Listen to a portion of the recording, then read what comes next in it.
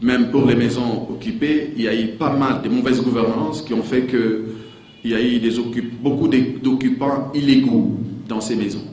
Il y a eu aussi des cas d'expoliation. Alors, les quelques maisons de l'État qui restent, eh bien, lorsque un gouvernement se veut responsable, se met à faire l'état des lieux, on recense le nombre de maisons, et on sait plus ou moins combien de maisons de l'État existent, combien sont en ordre, c'est-à-dire appartenant à l'État entièrement, et combien sont en qualité de litige. Il faut des efforts pour pouvoir les récupérer et les retourner dans le parc des maisons de l'État. Et ça, c'est le travail qui est en cours, parce qu'il y a eu pas mal de cas d'expoliation. Alors, pour les maisons qui existent, qui sont sans litige, mais qui sont occupées par des personnes ayant qualité, et d'autres qui sont occupées par des personnes n'ayant pas qualité. Alors, nous avons vu que ces maisons sont dans un état de délabrement très avancé, je l'ai dit tout à l'heure, sont humainement inhabitables. Et le gouvernement qui se veut responsable doit réhabiliter ces maisons. C'est une exigence. On doit réhabiliter ces maisons. Et au-delà de la réhabilitation de maisons, que vous avez entendu dans mon discours, il s'agit de la rénovation urbaine. Les quartiers sont vieillissants et délabrés. Il faut les rénover. C'est ça la reconstruction du pays, c'est ça la révolution de la modernité. Le gouvernement veut rénover les quartiers, veut restaurer, réhabiliter les maisons. Alors, comment faire? Le gouvernement n'a pas de moyens propres pour réhabiliter ces maisons. Que faut-il faire? Faut-il laisser les maisons dans cet état-là? Ce n'est pas possible. On ne peut pas le laisser comme ça. Et le gouvernement responsable doit chercher les moyens, les voies et moyens pour réhabiliter les maisons. Et le gouvernement responsable s'est dit, bon, nous n'avons pas de budget. Que ce soit au niveau de la province, que ce soit au niveau du gouvernement central, nous n'arrivons pas à avoir les budgets nécessaires. Et l'Assemblée provinciale est d'accord avec nous, nous n'avons pas assez de moyens. Mais on ne peut pas laisser les maisons dans ces conditions-là. Il faut les réhabiliter. Il y a d'autres voies pour le développement.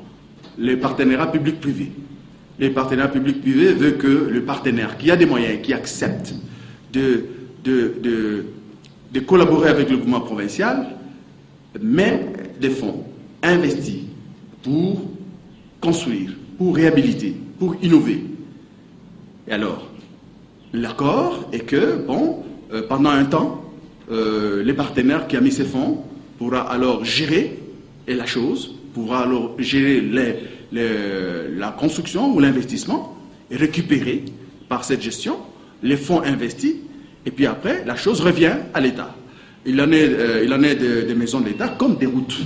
Et le moment venu, il y aura des routes qui seront concédées aux privés, qui vont les réhabiliter, qui vont les entretenir et qui vont, par des mécanismes de péage et autres, récupérer l'investissement, et la route restera toujours à l'État. Les maisons resteront toujours à l'État. C'est ce que nous sommes en train de faire maintenant. Et pour cela, on ne peut pas faire les omelettes sans casser les œufs. On n'a pas du tout l'intention de mettre les populations ou les fonctionnaires dans la rue. Ce n'est pas l'idée du gouvernement provincial. Bien au contraire, nous sommes en train de chercher les voies et moyens pour construire des maisons à large échelle. C'est-à-dire construire des nouvelles maisons pour la population, bien entendu, en commençant par les fonctionnaires. Donc en attendant d'y arriver, parce que ça va demander encore des moyens très importants, et ces moyens, nous commençons à les rechercher petit à petit à travers ce genre de projet de rénovation des maisons de l'État. Et c'est ainsi que nous commençons par là, nous réhabilitons ces maisons de l'État, nous indemnisons les familles des fonctionnaires qui y habitaient pour se reloger autrement de manière plus ou moins décente. Et alors, nous avons ces unités qui sont complètement libérées et nous les mettons dans les partenariats publics-privés pour que les partenaires puissent investir et enfin que nous puissions récupérer finalement son investissement, et la maison restera la maison de l'État. Voilà un peu d'une manière très détaillée quel est le principe de la rénovation urbaine que nous avons mené aujourd'hui. Et nous sommes en train d'ailleurs d'étudier un nouveau lotissement au PK8 de 4000 maisons dont SDC a déjà fait des études. En tout cas, avec ses architectes, ils ont fait des études, encore à leurs frais, pour la possibilité de créer une nouvelle cité de 4000, je pense, 4400 4000 parcelles. Donc, mais c'est un très gros projet qui pourra se faire par étapes. Et aussi, il faudrait signaler ici la présence de M. Patrick de la CGT, voilà, l'Agence congolaise des grands travaux. Patrick Luyeye, qui est architecte également. Voilà. Donc, ce sont deux Patrick architectes. Donc, lui, il est représentant de l'Agence congolaise des grands travaux et qui va bientôt mettre en place l'usine qui a été commandée sous la demande du chef de l'État et qui se trouve déjà à Kisangani. Maintenant, l'aménagement est en train d'être fait. C'est une usine qui va faire des préfabriqués. Et je pense que vous avez déjà à peu près 360 maisons, mais vous allez les moduler peut-être un peu autrement. Ça va peut-être diminuer à 275 peut-être ou 300 maisons qui seront certainement sur une zone de ce nouveau lotissement qui va être fait. Voilà déjà quelque chose qui est en route et qui va, comme on l'a dit tout à l'heure, on n'a pas cessé de le dire, dans la vision du chef de l'État, la modernisation. Il faut déplacer, il faut arranger ce qui est là. Mais il y a déjà des solutions que nous avons ici sous la main, que le chef de l'État a lancées. C'est une usine de construction des panneaux pour faire des préfabriqués en province orientale. Et à côté de ça, l'étude qui est en train d'être faite sera, comme M. Patrick Schwartz l'a dit, c'est des maisons PO, donc province orientale. Ils vont faire des maisons avec des matériaux locaux, parce que c'est vrai ils sont en train de s'implanter. Nous sommes les bras ouverts pour qu'ils viennent s'implanter ici dans différents domaines, dans le bois et dans d'autres domaines encore, pour faire des maisons type de la province orientale qui pourront répondre à ce moment-là à des petits budgets. C'est l'étude que nous sommes en train de faire. Et nous sommes en train de travailler aussi avec les banques pour que quelqu'un puisse acheter une maison même en 7-8 ans. Donc tout ça est en train d'être mis en place, soyez-en sûrs. Je suis incapable de vous dire de quoi sera fait demain, ni dans 5 ans, ni dans 10 ans. Peut-être qu'on va avoir des révolutions dans d'autres pays en Europe. Je suis incapable de le dire. Peut-être que dans d'autres pays, la population va descendre dans la rue. Je suis incapable de le dire. Je crois que du moment qu'on décide d'aller quelque part et de prendre un risque, on l'assume. On l'assume jusqu'au bout. Ça marche, tant mieux. Ça marche pas, tant pis. Et on essaye de partir ailleurs. Si on ouvre les parapluies, les parasols, le parachute, le toit préfabriqué et qu'on se met encore le ciel sur la tête, évidemment qu'on fera rien. Alors bon, j'ai 1 ou 2 parapluies, mais ça s'arrête là. Maintenant, pour répondre à la question, si au bout des 11 mois, notre dossier n'avance pas, le pire qui puisse arriver, c'est qu'on fasse tous les travaux et puis qu'on ne les loue pas. C'est un risque. Les louer, on les louera toujours, mais il faut quand même que l'investissement qui sera réalisé soit quelque peu rétribué. Moi, je ne connais personne qui investit, sauf des fondations, soit des donateurs, soit des philanthropes, qui viennent, qui donnent de l'argent et qui ne souhaitent pas avoir un rendement sur l'investissement qu'ils font. Quand vous investissez ou quand vous mettez de l'argent à la banque, vous souhaitez avoir, même minime, aussi minime soit-il, un tout petit intérêt qui rentabilise vos fonds. Mais si vous permettez, Excellence, j'aimerais peut-être juste encore souligner un point. C'est que tout ce qui est aujourd'hui au centre de nos préoccupations, ce sont des projets à long terme. Ce sont des projets à long terme et nous n'allons pas pouvoir, en 2 ans, 3 ans, 4 ans, 5 ans, réaliser ces projets avec un coup de baguette magique. Ce n'est pas possible. Parce qu'il y a beaucoup de choses à faire. Il y a par exemple toute la problématique liée au plan d'aménagement. Quand on fait un projet, je prends l'exemple de PK8, on ne peut pas dessiner comme ça un plan sans qu'il soit soumis à Monsieur le ministre, sans que ce plan soit réfléchi, pensé, qu'on pense à l'infrastructure électrique, qu'on pense à l'eau, qu'on pense à tous ces éléments qui sont primordiaux. Et ça prend du temps. Et demain, PK8, notre principal problème, c'est comment est-ce qu'on va amener l'électricité. Alors, il y a Chopo, il y a plein de choses, mais aujourd'hui, nous n'avons pas d'électricité. Ça veut dire que pour amener de l'électricité, c'est quoi? C'est des panneaux solaires, c'est des générateurs, mais ça coûte des fortunes. Donc nous, on est en train aujourd'hui d'essayer de mettre sur pied, de trouver des solutions qui, à moyen et à long terme, permettront de réaliser tous ces projets. PK8, c'est un projet sur 15 ans. Moi, je ne serai plus là. Son Excellence le gouverneur sera peut-être plus gouverneur, je ne sais pas. Donc tout ce que nous sommes en train de mettre sur pied aujourd'hui, on ne le met pas pour nous, on le met pour demain. Parce que demain, c'est comme ça qu'on construit un pays. Il n'y a pas d'autre solution. Sinon, il faut aller ailleurs, sinon il faut faire autre chose. Nous avons un projet d'accompagnement avec la mine de Kibali. Nous avons rencontré les autorités de Kibali, nous avons un programme d'accompagnement pour que tous les collaborateurs, toutes les personnes qui sont autour de Kibali qui n'ont pas d'emploi, nous allons créer des maisons, nous allons créer des emplois. Ça, c'est du long terme. On ne peut pas le faire en 2 ans, 3 ans. Donc ça veut dire qu'aujourd'hui, nous embrassons une dizaine de projets. SDC fait tous ces projets à risque. On n'est pas payé pour ça, mais notre idée, c'est qu'un jour, ces projets se réalisent. Et à ce moment-là, on espère pouvoir récupérer quelque chose. Les maisons d'État, c'est un bail amphithéotique de 25 ans. Ça veut dire que ces maisons d'État vont être réhabilitées.